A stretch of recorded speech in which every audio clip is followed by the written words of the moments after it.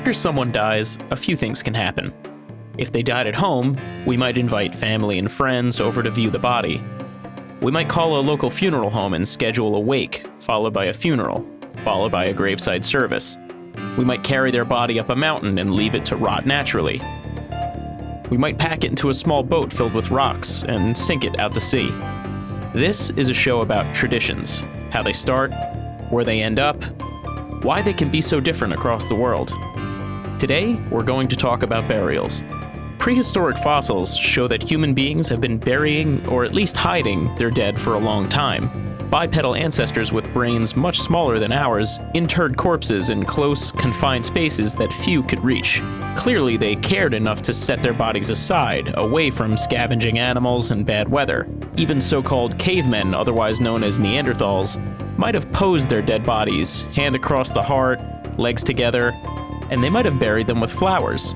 Alive over 40,000 years ago, they too wanted to properly dispose of their dead. The popularity of burial rituals across time and space shows that human beings, unlike any other species, are able to think broadly about the future, memorialize the past, and philosophize about their own mortality.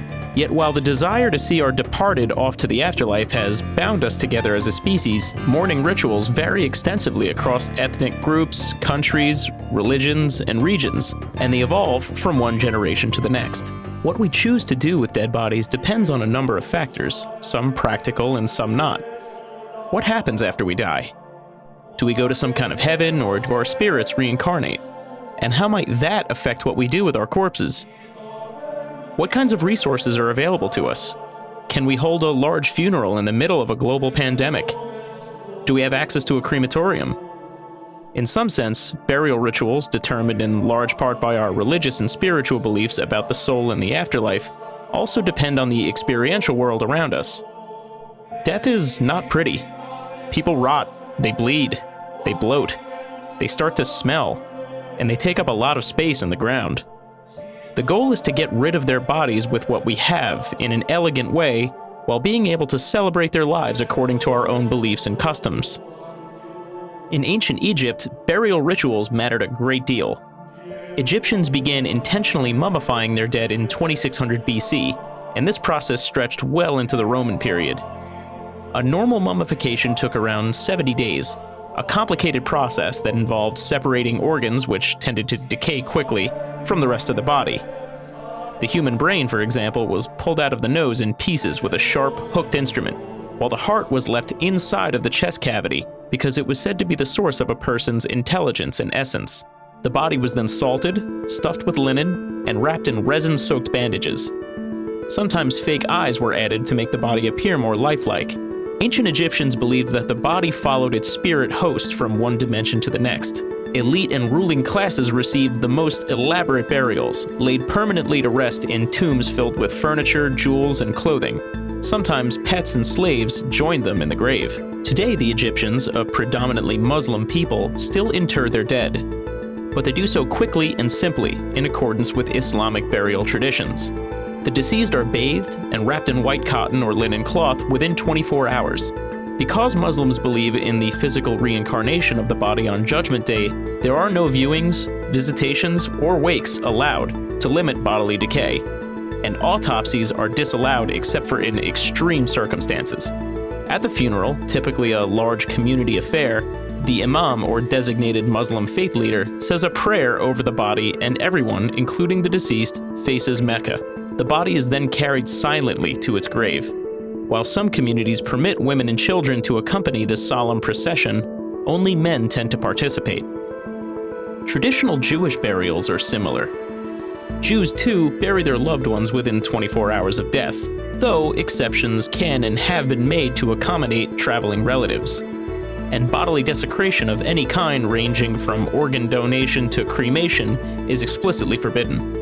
There are designated mourners at a Jewish funeral, typically immediate family members, who are said to accompany the deceased throughout the service. The departed is laid in a simple casket made entirely from wood and without screws.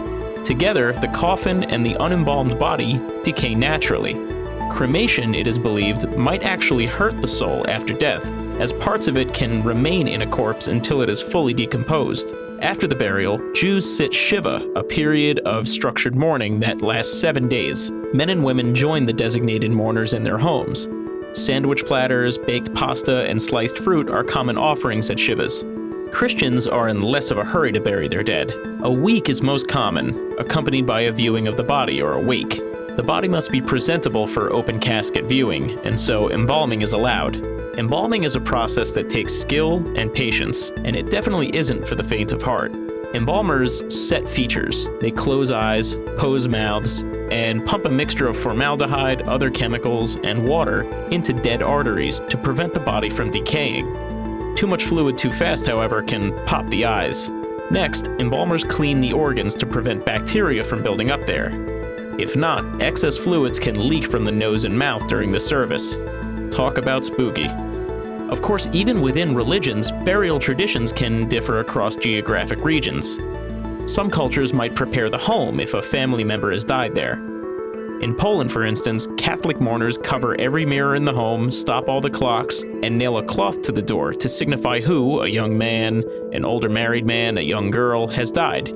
Additionally, while most European wakes are tragic affairs, a mix of mourning, wailing, and psalm singing, in Mexico they are a lively social affair. Family members eat food, play dominoes, and tell stories about the dead to celebrate their lives. A New Orleans funeral is probably the funnest kind to attend. It's basically a parade where participants play music, sing, and dance. Gravesites in Islamic, Jewish, and Christian traditions are typically marked with a stone or a plaque. Some can request a simple stone, perhaps with a name and a set of years carved into it. Others can opt for something more elaborate, an epitaph or a portrait, or even an elaborate sculpture made from gold. The carving of some kind of personal information into stone serves to memorialize deceased family and friends in a meaningful way. Those cognizant of their own legacy may plan their own gravesite. Thomas Jefferson, for instance, insisted on a peculiar set of achievements on his headstone. Here was buried Thomas Jefferson, author of the Declaration of American Independence, of the Statue of Virginia for Religious Freedom, and father of the University of Virginia. His grave gives historians some insight into the things he most valued in his life. Shockingly, his presidency is not among them. Despite its current popularity among Muslims, Jews, and Christians, grave marking is a relatively modern phenomena that has transformed mourning from a community process to a family or even personal affair. In the Middle Ages, people were legally entitled to burial in their local church's graveyard. Land was constantly churned up and lumpy, and hardly, if ever, would gravesites be marked.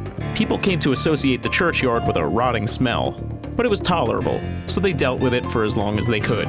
During the Industrial Revolution, a good amount of unsavory practices from meat slaughter to burials were delegated to the fringes of public life. Overcrowded churchyards gave way to designated cemeteries largely disassociated from religion. These cemeteries instead were so-called neutral civic spaces, where men and women of all beliefs could lay buried with their closest kin.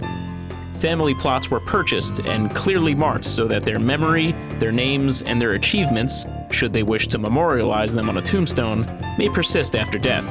The practice of grave marking is closely tethered to our desire to extend human life, at least in memory, beyond its real-time expiration date.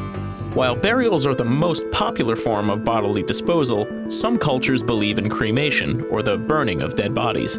Buddhists, for example, opt for cremation, as they believe the soul reincarnates after death and the body is no longer useful. Their own spiritual leader, the Gautama Buddha, was cremated on a funeral pyre. In Tibet, a majority Buddhist region in China, some choose sky burials.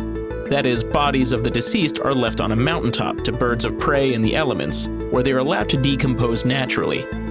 Tibetan Buddhists see this as the last gift a person can leave to the earth, his or her body, carried away and later expelled by birds to mix with the land. Of course, as vulture populations decline in Tibet, sky burials do not have the same effect, and many Tibetans decide to be cremated instead. Some cultures believe that cremation helps guide the soul into the afterlife.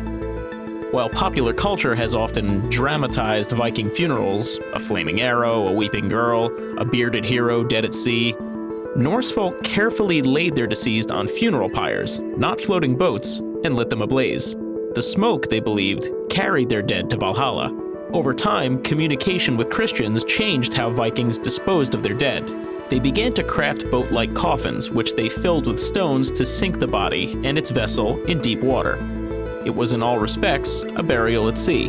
Today, our most sacred burial rituals must once again adapt. In the midst of a deadly global health crisis, many must rethink how they dispose of and mourn their dead.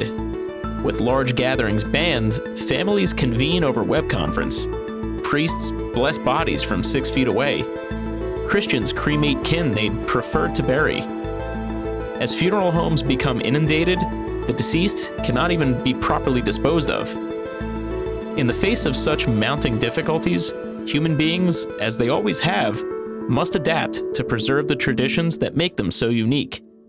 So what's the strangest funeral you've ever been to, and what was it like? Answer in the comments below for a chance to be featured on our channel.